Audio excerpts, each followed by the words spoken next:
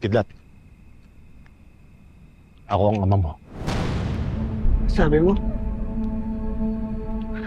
Ano sabi mo?